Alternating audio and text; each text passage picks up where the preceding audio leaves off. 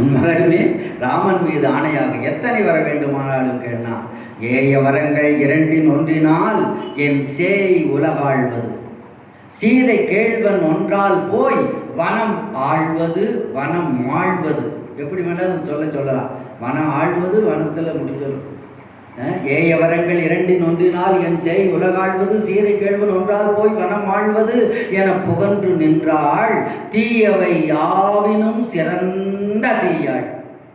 தீமைன்னு சொல்லிட்டப்ப சிறந்த தீமையா என்னன்னா, இது தீமையாக இருந்தாலும் அதனால் கிடைக்க போகிறது நமக்கு இவ்வளோ பெரிய நன்மை, இவ்வளோ பெரிய நிகழ்ச்சி நடக்கிறது, ராமாயணம் நடக்குது. அதனால தீமையிலும் இது சிறந்த தீமையா. தீயவை யாவினும் அதை கேட்டவுடனே பாம்பால் தீண்டப்பட்ட யானையை துடிதுடித்து விழுந்து இறப்பதை போல் அப்படி விழுந்தான், துடித்தான், அழுதான், புரள்றான். அப்படியே பக்கத்துக்கு போய் கழுத்தை என்னோட நெரிச்சு கொண்டு போடுவேன்னு பக்கத்துக்கு போகிறான். ஆனால் பெண்ணை கொல்வது தர்மமாகாது என்பதனால இன்றைக்கு அதெல்லாம் அப்படி ஒரு அறம் நம் நாட்டில் இருக்குது. பெண்ணை கொல்லக்கூடாது, போரில் கூட பெண்களை கொல்லக்கூடாது என்றெல்லாம் நம்ம அறம் வகுத்து வைத்த நாடு. அதனால் பெண்ணை விடுத்தான்.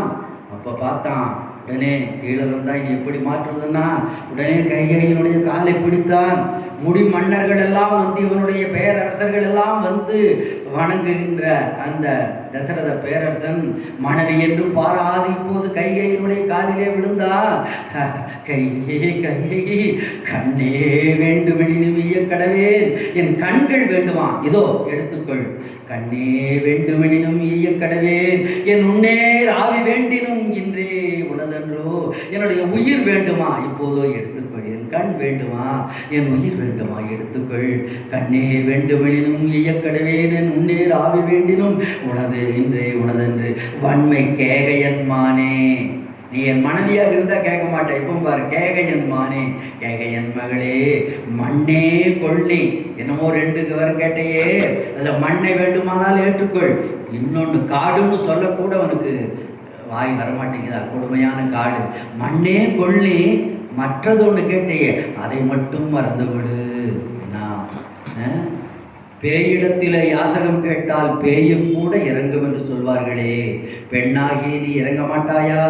என்னுடைய கண் ராமன், என்னுடைய உயிர் ராமன், அவனை பிரிந்தால் நான் உயிர் தரித்திருக்க மாட்டேன் என்று உனக்கு தெரியாதா? அதை மட்டும் விட்டு விடுன்னா. உடனே அவள் சொன்னாள், ஓ இதுதான் வாய்மை மன்னருக்கு அழகா?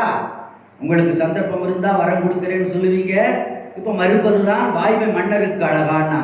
ஏன்னா அவன் பெயர் பெற்றதே வாய்மைக்கு ஒரு தசரதன்னு, பின்னால் வாலியும் கூட பேசுவான்.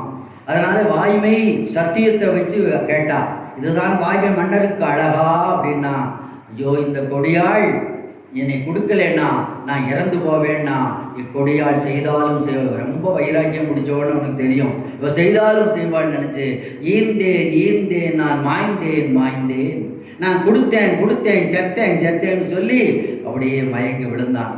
உடனே வீரர்களை யார் எங்கே அப்படின்னா, 2 பேர் வந்ததை நான் வரிசையை நிற்பேன், நான் ஈட்டி வச்சுட்டு 2 பேர் வந்தான்.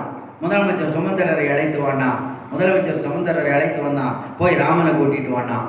அங்கே ராமன் நாளை முடிசூட்டு விழாவுக்கு அலங்காரங்கள் பண்ணிக்கலான்ட்டு, ஏன்னா சில அலங்காரம் பண்ணிட்டு தானே இருக்கணும். அவனுக்கு விருப்பம் இல்லைனாலும் சிம்மாசனத்தில் உட்காரவன் அதுக்குரிய அலங்காரங்களோடு தான் வரணும். தொலைக்காட்சிக்கு போகிற நிகழ்ச்சிகளுக்கு போகிற போது நமக்கு விருப்பம் இல்லைனாலும் கலர் சட்டை போட்டுட்டு தான் போகணும். நான் தெரியாமல் ஒரு தடவை வெள்ளை சட்டை போட்டு போனேன். ரெடிமேட் கடையில் கோயம்புத்தூரில் போய் எடுத்துகிட்டு வந்தோம். ஏன்னா அதுக்குரிய நிலையில் தான் அதுக்காக போகணும். அந்த மாதிரி இப்போது அப்படி இருந்தவன் சுமந்திரன் வந்து அழைத்த உடனே, ஆஹா நம் தாய் கைகைக்கு சந்தோஷத்தினால ஆசீர்வாதம் பண்ணுறதுக்காக அழைக்கிறா, முதல்ல நாம் போயிருக்கணும், அவளை நாம் தாமதம் பண்ணிக்கிட்டோம்னு நினச்சி அவசரமாக வந்தான். தாய் என நினைவான் முன்பு கூற்றென எதிர் நின்றாள்.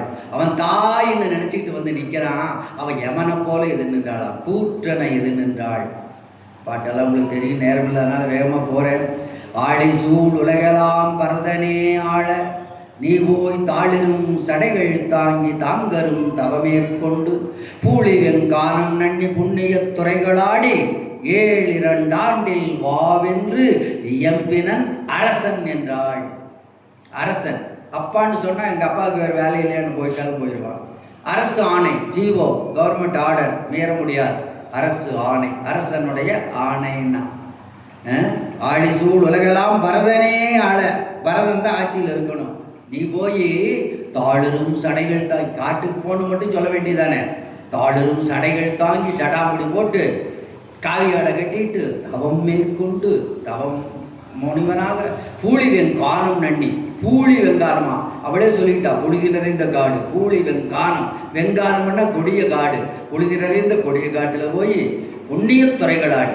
வெயிலுக்கு நல்ல நீராடு, புனித நதிகளோடு காட்டுல நல்ல ஆடு, புண்ணிய நீராடி 7 ஆண்டு 14ன்னு சொன்னா திடீர்னு அவனுக்கு பயமா இருக்குமா. பேட்டா கம்பெனியில் போடுறாங்களே இல்லையா, 199 ரூபா 99 காசு. அது 200ன்னா பயமா இருக்குமா. 1 காசை குறைச்சா உடனே நம்மால் ஏமாந்துடுவான். அந்த மாதிரி இவன் சொன்னான். 14ன்னா என்னமோ நினைப்பான். 7 2 வருஷம் 2 பிரித்து சொன்னான். 7 ஆண்டின் வாவென்று இயம்பினன் அரசன் என்றாள். மணிக்கணக்கில் நிற்க வேண்டிய பாட்டு. அதை கேட்ட உடனே அது வரைக்கும் நாங்கள்லாம் ஆசிரியர்கள் ஜெய்சிங்கு எல்லாம் மார்க் போட்டு பழக்கம். அது வரைக்கும் இவனுடைய ராமனுடைய முகமும் செந்தாமரையும் 2 சமமாக இருந்தது. மார்க் 2 பேருக்கு 100 மார்க். ராமன் முகமும் 100 மார்க்கு, செந்தாமரைக்கு 100 மார்க்கு. இதை கேட்ட உடனே மகிழ்ச்சியில் ராமனுடைய முகத்துக்கு இப்போ 110 மார்க். செந்தாமரை தோத்துருச்சோமா அவனுடைய முகத்துக்கு. எதை கேட்டு? ராஜா பதவி கொடுத்ததுக்கல்ல, காட்டுக்கு போங்கிறத கேட்டு. இப்பொழுது கம்பன் சொல்றான், கவி சக்கரவர்த்தி கையை உதறான், என்னால் இதை சொல்ல முடியுமா, இதை பாட முடியுமா, இந்த நிலைமையை, ராமனுடைய அந்த நிலையை என்னால் சொல்ல முடியலைங்கிறான். இப்பொழுது எம்மனோரால் இயம்புவதற்கு எளிதோ, யாரும் செப்பரும் குடத்து ராமன் திருமுக செவ்வி நோக்கின் ஒப்பதே முன்பு பின்பு வாசகம் உணர கேட்டு அப்பொழுது அலர்ந்த செந்தாமரையினை வென்றதம்மா.